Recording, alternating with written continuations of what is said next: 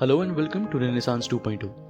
आज शुरू करते हैं क्लास 11th की हिस्ट्री का second chapter, writing and city life. इस चैप्टर में हम मेनली मेसोपोटामियन सिविलाइजेशन को समझेंगे अच्छे से। आज के टाइम पे मेसोपोटामिया मेजरली इराक और सीरिया में आता है। अब मेसोपोटामिया वर्ड दो ग्रीक वर्ड से मिलके बना है। मीजोस का मतलब बीच में और पोटेमोस का मतलब नदी। ये नाम इसलिए रखा गया क्योंकि मेसोपोटामियन सिविलाइजेशन यूफ्रेट्स और टिग्रिस नदी के बीच बसी हुई थी, और क्योंकि यहाँ पे पहली लैंग्वेज सुमेरियन थी, इसीलिए इसे सुमेरियन सिविलाइजेशन भी बोला जाता है। सन 2000 बीसी में जब बेबीलोन एक इंपॉर्टेंट शहर बन गया मेसोपोटामिया का, तो इसे बेबीलोनियन सिविलाइजेशन भी कहा गया। ऐसे ही जब 2400 बीसी में अक्कादियन लैंग्वेज बोलने वाले आ गए सदर्न मेसोपोटामिया में, तो इसे अक्कादियन सिविलाइजेशन भी बोला गया, और जब असीरियन स्पीकर्स आए तो असीरियन सिविलाइजेशन बोला गया। अब देखते हैं कि मेसोपोटामियन सिविलाइजेशन की खास बातें क्या थी। तो यहाँ बहुत लोग शहरों में रहते थे, खुशहाली थी, लिटरेचर काफी समृद्ध था, और ये लोग मैथमेटिक्स और एस्ट्रोनॉमी को यूज करते थे, और इनके लिखने का स्टाइल, इनकी बुक्स बाकी जगहों पे भी फैल गई थी। इनके सिविलाइजेशन को समझने के लिए हमें कुछ बिल्डिंग्स मिली हैं, कुछ मूर्तियां, गहने, औजार, सील, ऐसी चीजें मिली हैं, प्लस कई डॉक्यूमेंट्स मिले हैं उस टाइम के, जिसे हम स्टडी कर सकते हैं। अब आते हैं मेसोपोटामिया की ज्योग्राफी पे। यहाँ हमें कई टाइप्स के एनवायरनमेंट्स मिलते हैं। नॉर्थ ईस्ट डायरेक्शन में प्लेन मैदान हैं जो धीरे धीरे पेड़ों से ढके पहाड़ों की तरफ बढ़ते हैं। नॉर्थ में ऐसे मैदान हैं जहाँ लोग अपनी भेड़ बकरियों को घास चराने के लिए लेके जाते हैं। ईस्ट में टिग्रिस नदी बहती हुई ईरान के पर्वतों से मिल जाती है। साउथ में पूरा रेगिस्तान है, और यहीं पे पहले शहर बसे थे और लोगों ने लिखना शुरू किया था। अब ये रेगिस्तान शहरों के लिए इसलिए अच्छा था क्योंकि नॉर्थ से साउथ की तरफ बहती हुई नदियां टिग्रिस और यूफ्रेट्स अपने साथ बहुत सारी मिनरल्स वाली बारीक मिट्टी लेके आती थी, जिससे एग्रीकल्चर में बहुत मदद मिलती थी। प्लस जो भेड़ बकरियां वहां घास चरती थी, वो दूध, वूल और मीट प्रोवाइड करती थी।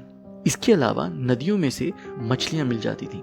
तो इन सब रीजंस की वजह से मेसोपोटामिया इतना प्रॉस्पेरस हुआ। अब मेसोपोटामिया में शहरों की क्या इंपॉर्टेंस थी? तो शहरों के अंदर लोग अलग अलग तरीके से काम करते थे। कोई खेती करता था, कोई कुछ सामान बनाता था, कोई किसी तरह की सर्विस प्रोवाइड करता था। इसीलिए लोग सेल्फ सफिशिएंट होना छोड़ के बाकी लोगों पर डिपेंडेंट हो गए अलग अलग चीजों के लिए। इसे डिवीजन ऑफ लेबर भी बोला गया, यानी लोगों के बीच काम बंट गया था। अब जैसा कि मैंने बताया कि लोग अलग अलग कामों में इन्वॉल्व थे, जिसके लिए फिर रॉ मटेरियल भी बाहर से काफी आता था, जैसे लकड़ी, पत्थर, मेटल। तो इन्हें स्टोर करने के लिए और खरीदने बेचने के लिए एक जगह चाहिए होती थी। ये काम भी शहरों में ही होता था। अब देखते हैं कि शहरों में सामान कैसे लाया ले जाया जाता था।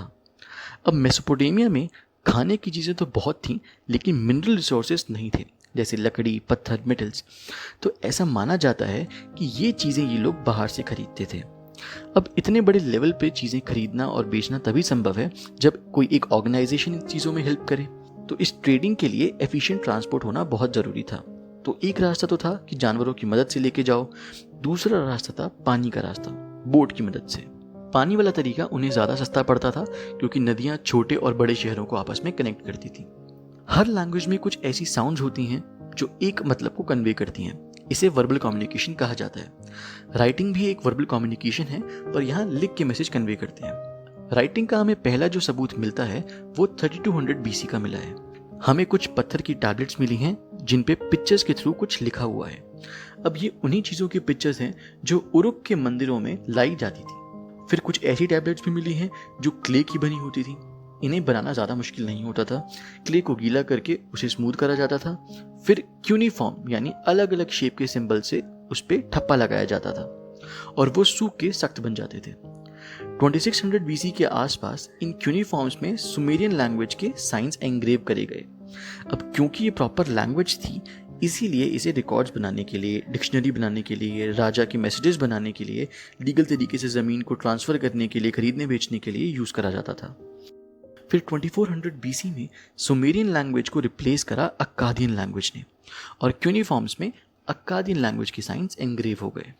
अब क्यूनिफॉर्म कोई एक अल्फ़ाबेट रिप्रेजेंट नहीं करते, बल्कि किसी चीज़ का मतलब बताते हैं। और क्योंकि ये साइंस नंबर में 100 से ज़्यादा थे और लिखने के लिए क्ले की वेट टैबलेट बनानी पड़ती थी, फिर उसे सुखाना पड़ता था। तो लिखने को भी एक तरीके से एक आर्ट माना जाता था, एक कला माना जाता था, और ये काम बहुत कम लोग कर पाते थे। तो लिटरेसी के मामले में मेसोपोटामिया में ज़्यादा लोग पढ़े लिखे नहीं थे, और जिसे पढ़ना लिखना आता था उसकी वैल्यू काफ़ी ऊंची होती थी। शुरुआती शहर मंदिरों के आसपास उभर के आए। कुछ शहर ट्रेड के सेंटर के तौर पर डेवलप हुए और कुछ रॉयल शहर थे। इन शहरों में स्टार्टिंग में बसने वालों ने ही मंदिरों का निर्माण करना शुरू करा।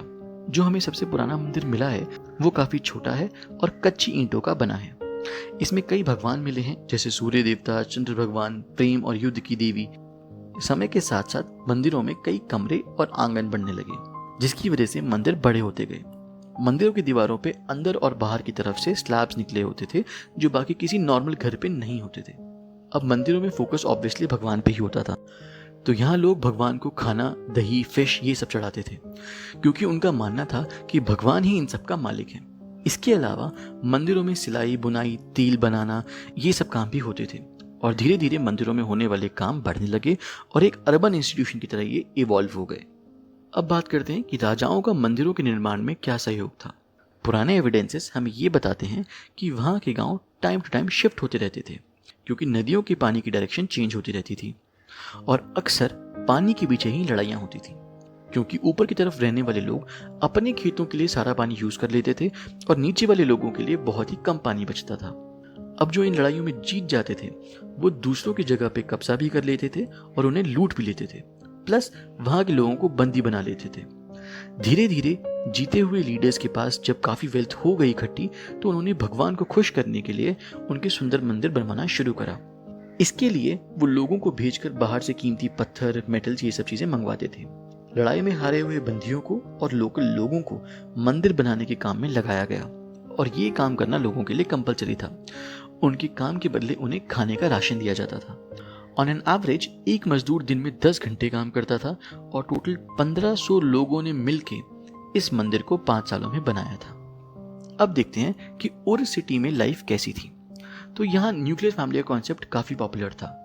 न्यूक्लियर फैमिली में यूजुअली हस्बैंड, वाइफ और बच्चे अलग रहते हैं, लेकिन बहुत सी जगह शादी के बाद कपल लड़के के पेरेंट्स के साथ भी रहते हुए पाए गए हैं, और यहाँ father he head of the family माने जाते थे। शादी के लिए यूजुअली लड़के के पेरेंट्स रिश्ता भेजते थे, और लड़की वालों के एक्सेप्ट करने के बाद शादी होती थी। शादी के दौरान दोनों परिवार गिफ्ट्स एक्सचेंज करते थे, साथ मिलकर खाते थे और मंदिरों में दान देते थे। और मेसोपोटामिया के सबसे पुराने शहरों में से एक है, जहाँ की गलियाँ काफ़ी पतली थीं, इसीलिए वहाँ पहियों वाले व्हीकल्स नहीं पहुँच पाते थे, बल्कि जानवरों के पीठ पे सामान लाद के उन्हें पहुँचाया जाता था। इवन वहाँ के घर भी बिना किसी प्लानिंग के किसी भी शेप में बन रखे थे। गलियों में नालियाँ नहीं थी जैसे मोहनजोदाड़ो में मिलती हैं। यहाँ घरों के अंदर मिट्टी की पाइप्स मिली हैं, जिससे बारिश का पानी इकट्ठा किया जाता था। सड़कों पे नालियाँ नहीं थी, ये जानते हुए भी लोग अपने घर का सारा कचरा गलियों में डालते थे, जिससे जमीन का लेवल ऊपर होने लगा और लोगों को अपने दरवाजे ऊपर करने लगे, यानी दहलीज ऊपर करने लगी, ताकि बारिश के टाइम पे कीचड़ अंदर ना आए। कमरों के अंदर जो लाइट आती थी वो खिड़कियों से नहीं बल्कि दरवाजों से आती थी, जो आंगन में खुलते थे। और उस टाइम पे बहुत अंधविश्वासी बातें फैली हुई थी, जैसे ऊंची दहलीज पैसे लेके आएगी, या अगर घर का दरवाजा बाहर की तरफ खुलता है अंदर की तरफ नहीं, तो बीवी बुरी किस्मत लेके आएगी हस्बैंड के लिए। ऐसी सारी चीजें। उर में हमें एक कब्रिस्तान भी मिला है, जहां आम और शाही लोगों की कब्रें पाई गई हैं। कुछ केसेस में घरों के फर्श के नीचे भी डेड बॉडीज पाई गई हैं। रॉयल डेड बॉडीज को ज्वेलरी, सोने के बर्तन, तलवार इन सब के साथ दफनाया जाता था, क्योंकि वो रॉयल थे। अब देखते हैं कि मारी शहर, जो एक ट्रेडिंग शहर था, वहां की लाइफ कैसी थी। सन 2000 बीसी के आसपास मारी शहर फलना फूलना शुरू हुआ, और ये शहर यूफ्रेट्स नदी के पास बसा हुआ था। चरवाहे जानवरों और बाकी सामान के बदले मेटल के औजार देते थे, प्लस यहाँ वो अपनी भेड़ बकरियों को घास चरवाते थे। बाद में वेस्टर्न मेसोपोटामिया की कुछ नोमैडिक कम्युनिटीज, यानी खानाबदोश कम्युनिटीज इस शहर में आने लगी। यहाँ आके वो चरवाहे का, खेती का या सोल्जर की जॉब करने लगे और सेटल हो गए। कुछ बहुत पावरफुल बन गए और उन्होंने अपना रूल एस्टैब्लिश कर लिया, जैसे अकादियंस, अमोराइट्स, असीरियंस और अरामीनियंस। इसीलिए मारी के राजा काफी अटेंटिव रहते थे। वो बाहर से आए हुए लोगों को परमिशन तो देते थे रहने की, लेकिन उन पे नजर भी रखते थे। इस टॉपिक पे अक्सर राजा और उनके ऑफिसर्स के बीच में बातें होती थी। एक लेटर में एक ऑफिसर ने राजा को ये लिखा है कि इस ऑफिसर को लगातार रात को फायर कैंप्स मिल रहे हैं और जल्द ही एक हमले की संभावना है। ठीक, अब मारी शहर यूफ्रेट्स के पास था, तो बहुत सी चीजें पानी के रास्ते बोट्स में लाई जाती थी, टर्की, सीरिया और लेबनान से। प्लस यहाँ से गुजरने वाली बोट्स की मारी के ऑफिसर्स इंस्पेक्शन करते थे और उनसे टैक्स लेने के बाद ही उन्हें आगे क्रॉस करने दिया जाता था। इसीलिए मारी का राज्य बहुत प्रॉस्पेरस था। अब अगर देखा जाए तो मेसोपोटामिया ने जो दुनिया को दिया उसमें सबसे इंपॉर्टेंट है नॉलेज। 1800 बीसी में हमें ऐसी टैबलेट्स मिली हैं जिन पे मल्टीप्लिकेशन, डिवीजन, स्क्वायर और स्क्वायर रूट जैसी कैलकुलेशन मिली हैं। मैथ्स की प्रॉपर वर्ड प्रॉब्लम्स मिली हैं इवन।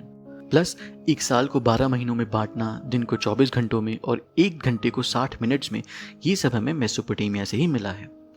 सोलर और लूनर एक्लिप्स यानी सूर्य और चंद्र ग्रहण के टाइमिंग्स नोट किए जाते थे यहाँ पे और उनका पैटर्न समझा जाता था कि कैसे ये चीज़ें होती हैं। अब ये सारी नॉलेज दुनिया को नहीं पता चल पाती अगर इसे लिख के पास ऑन नहीं किया गया होता। इसीलिए मेसोपोटामिया की राइटिंग इतनी इंपॉर्टेंट मानी जाती है। तो ये था हमारा सेकंड चैप्टर।